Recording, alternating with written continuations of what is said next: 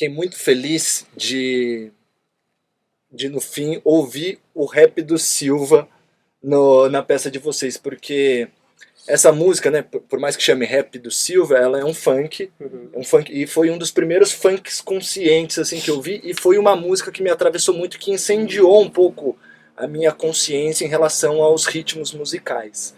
Aí, aproveitando o gancho da individualidade de cada um, eu queria saber assim que individualmente assim para cada um citar uma obra, uma referência que explodiu a sua mente, que incendiou a sua consciência, assim, que fez alguma coisa diferente na sua trajetória como artista. Assim, vocês têm lembrança dessa primeira obra que te impactou? Pode ser teatro ou não. Igual vocês falaram como o incêndio do Borba Gato disparou a peça, eu acredito que na pesquisa e na trajetória individual de cada um sempre tem alguma coisa que desperta, poxa, isso pode estar ligado a teatro ou não.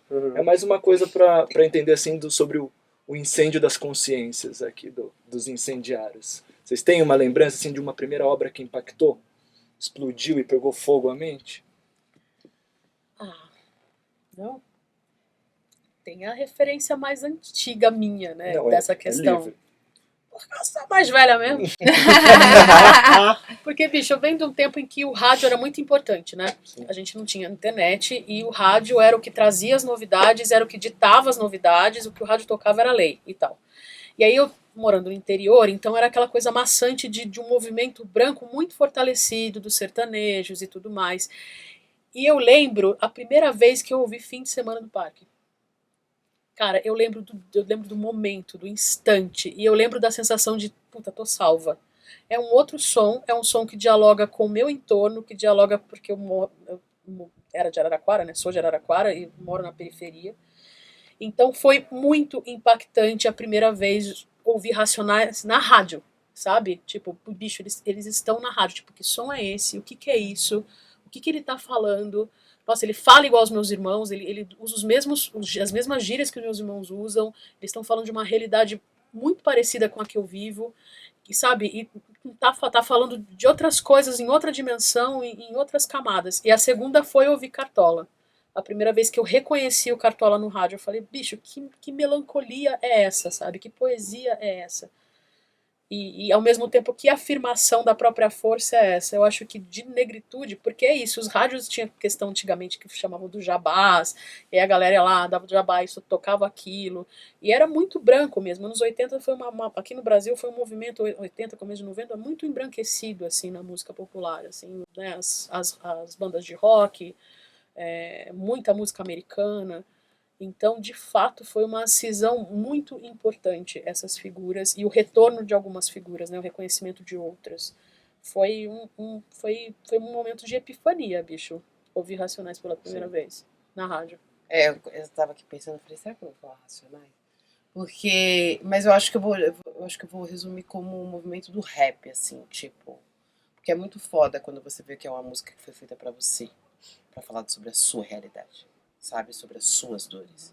Então, tipo, pra mim o movimento rap, o movimento hip hop, tanto como referência de como se vestir, como comportamento, como regra, pra mim é o tipo, é uma ligação com a periferia que eu vou ter constantemente, sabe? E aí eu não sei, eu não vou conseguir dizer uma. E aí, acho que concordo muito, tipo, acho que Racionais é esse movimento, mas eu sou muito uma pessoa de momentos específicos, assim. Então, tipo, o que eu posso dizer é que sempre quando eu quero me acender, eu danço. E aí, nesse sentido, tipo, o funk tem essa relação muito forte no meu corpo, assim.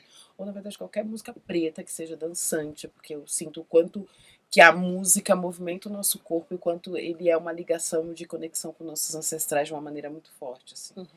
Então, não digo que foi uma obra que me acendeu, mas eu me movimento sempre que eu preciso me acender. Eu vou pra algum baile funk ou eu vou pra alguma coisa que me deixe ligado e próximo, sabe? Não, e que inveja, né, mano? Porque eu era do interior e não chegou nada. É louco que eu ouço as narrativas e falo assim, nossa, tinha galera que ia pros bailes, aí tinha os lagartixas que dançavam assim, tinha galera que dançava. Cara, em Araraquara, não chegou nada. Então é muito louco, porque de fato foi uma furada na bolha, assim, que todo mundo ficou, passou, sabe? Passou. Então foi muito importante isso, assim. Aí o movimento veio firme, assim, aí veio a outra galera. É muito louco, porque eu acho que quando a gente fala de negritude, a gente está falando de um povo que é incendiado. que tem realmente muitas coisas que incendeiam. A música, a dança, o encontro, os bailes, as festas, é tudo realmente muito... Então aí você falou isso, minha cabeça deu uma fritada, viu? Várias coisas ao mesmo tempo na minha cabeça. Eu falei, meu Deus, o que que eu... Não sei, lá, lá, lá. E aí acho que tem duas coisas. Uma pra mim é o que me incendeia hoje, o que vem me incendiando há alguns anos, e hoje ainda me incendeia, é Emicida. O Emicida, ele me deixa em estado o último CD dele, o Amarelo, o próprio podcast dele, as coisas que ele comunica. O Emicida é um cara que ele me deixa em estado de... porque eu me identifico muito com tudo que ele diz. E não é e é muito louco porque não é um incêndio que o baile funk traz, ou que o Racionais traz, que é um incêndio de... O Emicida me dá um outro incêndio que vai por um outro caminho, e que é um caminho que eu passei a minha vida falando assim, meu Deus, eu olho para esse caminho, será que esse caminho existe mesmo? Será que é um caminho potente mesmo? Será que é um caminho possível mesmo? E de repente o Emicida vem e fala assim, é possível seguir por esse caminho, assim. E aí é muito louco você falar do rap do Silva, que aí eu acho importante dizer que o espetáculo ele se chama Silva, porque é isso, o Lucas entendeu que ele queria uma personagem que representasse o povo preto do nosso país, né? E pensando em sobrenomes, sim, Silva é um sobrenome que representa muito nossa população. Mas ao mesmo tempo, quando a gente foi ler Biderman Incendiários, a gente leu uma tradução do Alexandre Krug, que foi a mesma tradução utilizada pela Cia São Jorge quando montou há 20 anos atrás. E o Krug, ele traduziu o texto, e ele traduziu o nome de um dos incendiários, que era Schmitz, para Silva. E aí foi uma das inspirações que fez o Lucas pegar também esse nome e colocar o nome da personagem, o nome do espetáculo como Silva. E aí sempre a gente se olhava e falava assim, precisa ter o rap do Silva. Não dá pra não ter. Sem saber o espetáculo, eu já esperava que ia ter, assim. Muita gente perguntava pra gente, tem o rap do Silva nessa peça? As pessoas perguntam, é verdade. É uma música que marcou. Pelo menos a minha geração marcou muito a geração. Tipo. Ela traz uma mensagem muito, muito fácil de ler, né, cara? Assim, era só mais um Silva. Eu acho que a gente canta esse coro com muita propriedade, né? Então tinha que ter mesmo. Tinha que ter mesmo. Pra mim, assim, coisas que acendem, assim...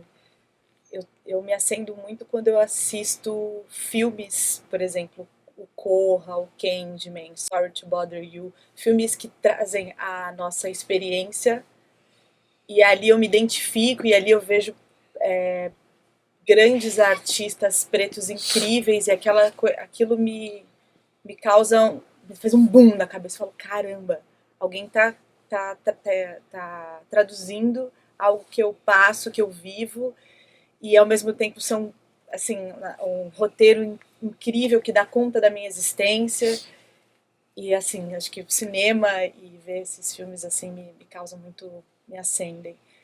Também o Spike Lee é algo que, os filmes dele é algo que faz pum, eu falo, caramba, e às vezes você tá ali numa narrativa cotidiana e daqui a pouco tem uma super reflexão e você sai do cinema acordado, você fala, meu Deus, alguma coisa aconteceu em mim. E uma outra coisa que me acende, eu acho que talvez seja mais subjetivo, é o humor, assim. Eu gosto muito da palhaçaria, do humor, eu estudo isso, eu pesquiso. Então, é algo que, assim, depois que eu entrei em contato com a palhaçaria, que a gente teve contato na EAD com a Quito, foi uma ferramenta, foi uma linguagem que eu falei, caramba, isso aqui me acende, essa coisa de você poder brincar em cena, de você debochar, de você trazer o riso como também uma possibilidade de cura, de reflexão. Eu fico muito, assim, uma coisa que me pega, assim, muito. Eu achei muito interessante essa pergunta e também me veio, assim, várias coisas na minha cabeça. Uma das coisas que sempre me movimentou é o fato de que meu pai sempre foi muito apaixonado pelo samba, então o samba ele sempre fez parte da minha trajetória, das minhas referências. Mas uma coisa que realmente me acendeu, e eu estava aqui refletindo, inclusive com lembranças do passado no meu corpo, foi o movimento queer. Porque eu, desde de muito cedo, quando eu comecei a sair de casa, e eu comecei a sair de casa muito cedo, meus pais confiavam em mim, então eu sou do ABC Paulista, de Rio Grande da Serra, que é a cidade que fica a 1h20 daqui, e com 16 anos, 15 anos eu já vinha para as baladas em São Paulo. Foi ali que começou a acender em mim o lugar que eu era acolhido, que eu me sentia vivo, que eu poderia ser eu. E esse movimento LGBT, ele é construído por pessoas pretas. Esse movimento queer de representatividade é construído por pessoas pretas. Ali eu via no palco, eu sempre gostei de show de drag, sempre gostei de manifestações de corpo livre, sempre gostei de ver esses corpos sendo o que são. Então foi ali que eu pude me ver pela primeira vez, que eu pude me sentir vivo e livre.